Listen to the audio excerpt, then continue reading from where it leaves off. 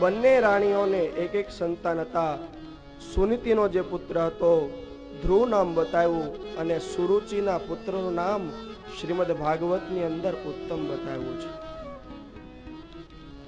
અધ્યાત્મની અંદર જો આપણે આ કથાને જોવા જઈએ તો ઉત્તાનપાદ કોને કહેવાય? જેના જીવ એટલે ઉત્તાનપાદ.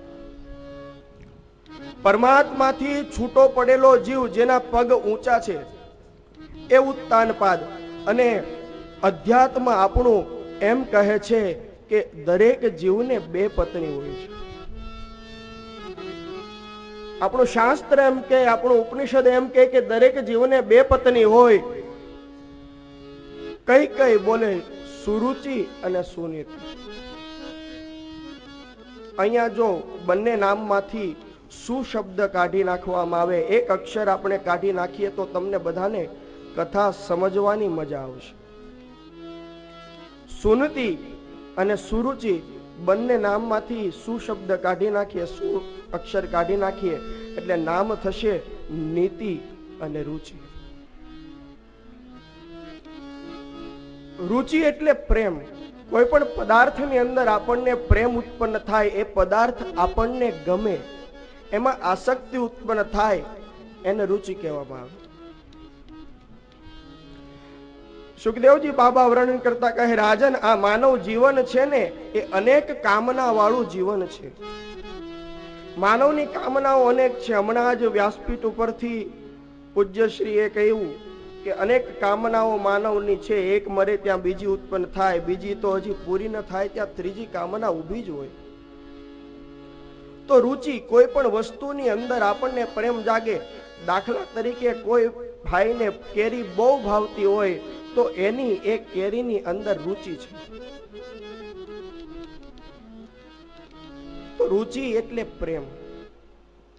અને નીતિ એટલે સત્સંગ.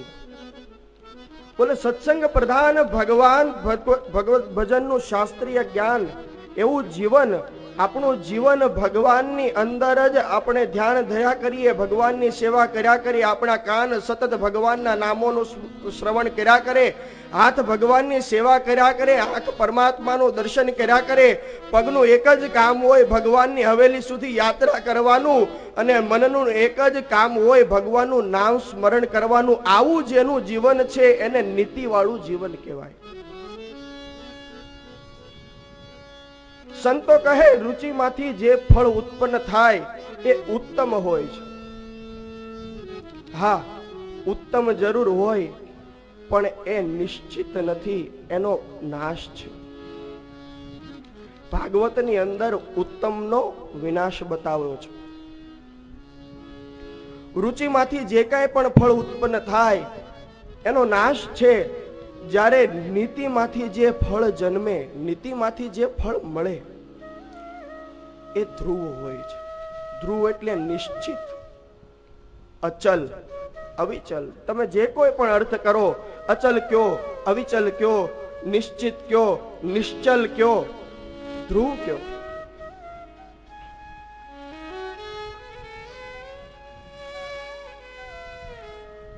પરમાત્માના ભક્ત ધ્રુવજી બતાવ્યા છે. અને ધ્રુવજી, તમે બધા જ આ કથાને જાણો છો, સમયનો અભાવ છે, તમે બધા કથાને જાણો છો. ધ્રુવજી એ પરમાત્માના ભક્ત નીકળ્યા છે. ધ્રુવજી એ પરમાત્માની ઉપાસના કરી, તેથી તેને અવિચલ રાજ મળ્યું. ભાગવતમાં લખ્યું, સપ્તર્ષિનું તારામંડળ ધ્રુવના તારાની પ્રદક્ષિણા કરે છે. આ ભગવત ભક્તિનો પ્રભાવ છે. જેણે જેણે પણ પરમાત્માનું ભજન કર્યું છે એને એના જીવનમાં કોઈ સંકટ નથી પડ્યું. અને વખતે કદાચ કઈ મુશ્કેલી આવી, કઈ સ્થિતિ વિકટ બની, તો પરમાત્માએ કોઈના કોઈ સ્વરૂપે આવી, કોઈને કોઈ સ્વરૂપે એ ભક્તોને એના જીવનમાં મદદ કરી છે. બાકી આ સંસારની અંદર વ્યક્તિઓ, માનવીય તો ઘણા બધા થઈ ગયા, ઘણા રાજા થઈ ગયા, મહારાજા થઈ ગયા, કઈક ગંભીર હતા, તાકાતવાન પુરુષ થઈ ગયા, સંપત્તિવાન પણ થઈ ગયા. પણ જેટલા જેટલા આ ધરાના ઉપર વ્યક્તિ થઈ ગયા એ બધાની કંઈક ની કંઈક ઈચ્છા સુખદેવજી બાબા રાજા પરીક્ષિતને કહે, પરીક્ષિત અધૂરી રહી છે. બધાની કઈ બધી ઈચ્છા પૂરી નથી થઈ. અરે બીજાની ક્યાં વાત કરો, રાવણ જેવો રાવણ જેણે 9 ગ્રહને ઢોલીએ બાંધ્યા હતા, એની પણ ઈચ્છાઓ અધૂરી રહી હતી. જ્યારે રાવણનો અંતિમ સમય હોય, ભગવાન રામે બાણ મારી દીધું હોય, 31 બાણનું સંધાન કર્યું હોય, નાભીમાં બાણ વાગ્યું હોય, અમૃતનો કુંભ ફૂટી ગયો હોય, અને એ જ્યારે અંતિમ સમયે યુદ્ધ ભૂમિની અંદર પડ્યો હોય, અને ભગવાન રામે લક્ષ્મણને કહ્યું, લક્ષ્મણ, જો તારે હકીકતમાં નીતિશાસ્ત્ર શીખવું હોય, જો ત્યારે હકીકતમાં રાજનીતિનું જ્ઞાન જોઈતું હોય, તો તું રાવણના શરણની અંદર જા. જો તારે ખરેખર શીખવું હોય રાજ્ય કેમ કરાય, પોતાની પ્રજાનું પાલન કેમ કરાય, સાચો ધર્મ શું છે, તો તું રાવણના શરણની અંદર જા. અને એ વખતે વાલ્મીકી રામાયણની અંદર વિસ્તારથી વર્ણન છે, લક્ષ્મણજી એ રાવણના શરણની અંદર ગયા છે. પણ લક્ષ્મણજી ગયા ને એટલે પેલા રાવણના મસ્તકની પાસે ઉભા રહ્યા. બે હાથ જોડી મસ્તકની પાસે ઉભા રહ્યા. લક્ષ્મણજીને એમ કે હમણાં કંઈક રાવણ મને જ્ઞાન આપશે, હમણાં કંઈક ઉપદેશ કરશે, હમણાં કંઈક મને વાત કરશે. પણ રાવણ મૌન છે. રાવણ કઈ બોલતા નથી. એ વખતે લક્ષ્મણજીને વિચાર કર્યો, રાવણ કેમ કઈ મને બોલતા નહીં હોય, ને આખરે ભગવાન રામની પાસે પાછા આવ્યા. બોલે, પ્રભુ, તમે મને આજ્ઞા કરી કે રાવણની પાસે તમે ઉપદેશ ગ્રહણ કરો, પણ હું એમની સમીપ ગયો, પણ એમણે મને ઉપદેશ કર્યો નહીં. એ વખતે ભગવાન રામે કહ્યું, લક્ષ્મણ, તને ખબર છે? બોલે, શું? બોલે, લક્ષ્મણ, જેની પાસે ઉપદેશ લેવા જવું હોય, જેની પાસે જ્ઞાન જોઈતું હોય, હંમેશા એના શરણની અંદર જવું, શરણની અંદર જવું. તું મસ્તક પાસે ઉભો રહ્યો તો એટલે તને જ્ઞાન નથી મળ્યું.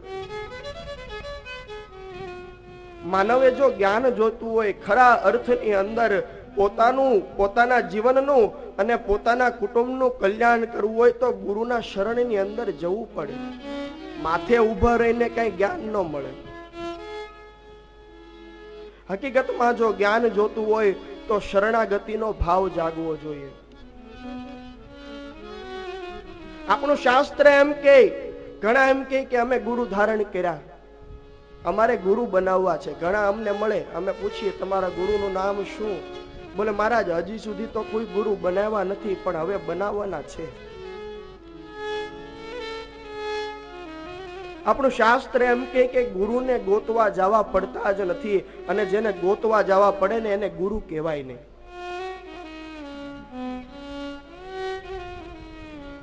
આપણા શ્રીમદ ભાગવતની અંદર તારીખ આપી દીધી, સમય આપી દીધો કે પ્રત્યેક જીવને પોતાનો ગુરુ મળે ક્યારે.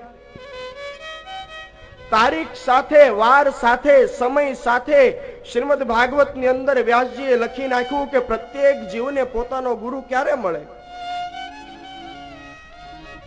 બોલે, જ્યારે પણ એના જીવનની અંદર એને શરણાગતિનો ભાવ જાગે, ત્યારે એને ગુરુ મળે છે. પરીક્ષિત મહારાજને ગંગાના પાવન કિનારે આવી પાપની જાહેરાત કરી, શરણાગતિનો જેવો ભાવ જાગ્યો, સુખદેવજીને બોલાવવા ન પડ્યા. સુખદેવજી સામે ચાલી અને પરીક્ષિતને ગોતતા ગોતતા એ ગંગાના કિનારે આવ્યા છે. તો લક્ષ્મણ ગયા, જ્ઞાન પ્રાપ્ત કર્યું. તો કહેવાનો અર્થ એ રાવણ જેવો જે રાવણ હતો, જેની પાસે રામને પણ કહેવું પડે કે એ લક્ષ્મણ, તારે રાજનીતિનું જ્ઞાન જોતું હોય તો તું રાવણની પાસે જા, એના શરણની અંદર જા અને જ્ઞાન પ્રાપ્ત કરી લે. તો એવા રાવણની પણ જો બધી ઈચ્છા પૂર્ણ ન થઈ હોય તો આપણે તો કઈ વાડી ન મૂળ.